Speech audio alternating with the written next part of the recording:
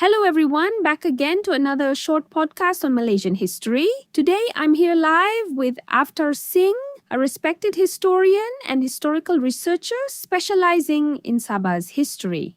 He is now about to launch his latest book titled North Borneo Two Sultans, Empire, Concession, and Royal Charter. I don't want to waste any time. Let's get straight into it. Mr. Avtar, what is this new book all about? Yeah, happy to talk about it. So this book is me closing the chapter on reading and research into the Sulu claim over Sabah and a little Sabah history with regards to the Brunei Sultanate rule over the coastlines and rivers of Sabah for 500 years, depending when your starting point is.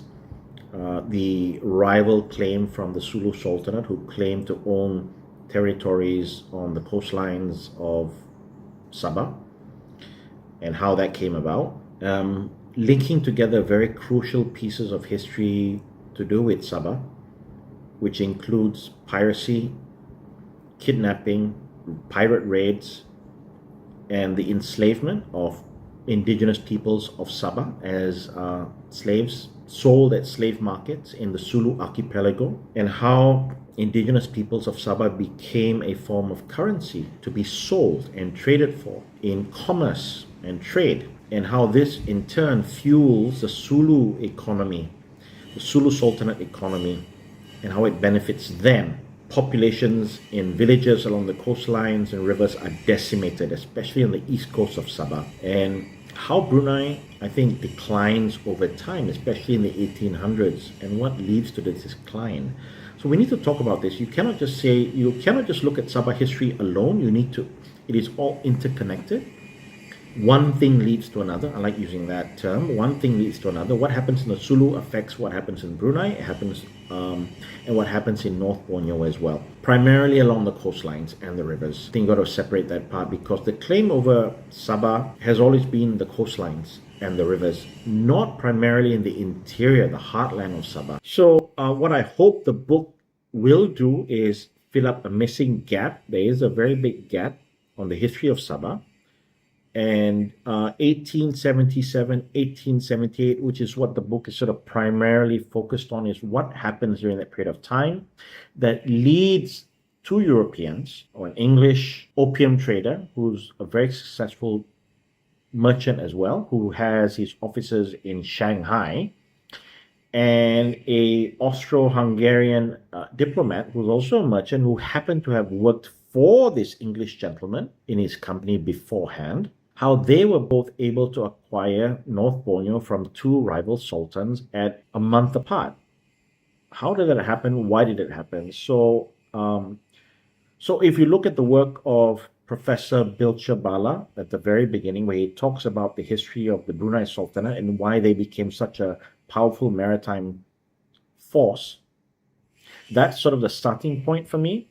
And then as you move forward, many other historians contribute to the storyline of Sabah, which includes Tregenning, James Warren, who wrote a number of books and essays on the Sulu Archipelago, the Sulu Zone, and all the way till 1878. And what I focused on is, how did it happen? Why did the two Europeans chase or want a royal charter? What was the purpose for it? And how did that determine the future of Sabah, or modern Sabah, forever? So this book is meant to close the gap. It's also meant to tell the story of what I've been trying to tell for the longest period of time but couldn't do. And again, that was very frustrating. It took a little bit of inspiration. Waking up one day in London, watching a TV series when I was staying at Aldgate East, and a TV series called Taboo with Tom Hardy, and it tells the story of the East India Company. It's a fictional story. It's not based on anything sort of factual, I think, but it was very interesting because it gave me ideas, okay, how I could approach this and how I could tell this. But anyways, what was really interesting about it is how the story talks about the East India Company, the directors, the chairman, territorial acquisition, treaties, agreements, and how they acted how they reacted to many, many different situations. And that sort of helped me a little bit to get a little bit of inspiration. I could approach this book from that angle and talk about the Royal Charter, why we wanted that Royal Charter. And that sort of brings everything together. The other thing that was interesting is that I had access to the transcripts of the communications between the Dent brothers. So far, we only talk about in Sabah history, we talk about Alfred Dent, we talk about Baron von Overbeck, the two Europeans that acquired North Borneo from the Sultan of Sulu and the Sultan of Brunei. But there's one other person that we don't talk about. Actually, there's two. There's a guy called Torrey, an American who had previously tried to start an American colony in Sabah that didn't last very long, and it failed. Torrey plays a very important role in what happens in 1877 and 1878. So we bring him back into the fold. The other person that's very important in this is a gentleman called Edward Dent, who is the elder brother of Alfred Dent. And so we have this series of communications between Alfred and Edward. Edward is in London. He has his own business there. Alfred is in Shanghai primarily for much of what happens between 1877 and 1878. He is not present at the signing of the agreements with the Sultan of Sulu and the Sultan of Brunei. It is somebody else. It is Overbeck and other people. So Dent is not present. Dent is in Shanghai. Dent is on his way to Ceylon, which is Sri Lanka, on steamer ships. He's communicating with his brother Edward in London, trying to keep him up to date with what is happening with the negotiations.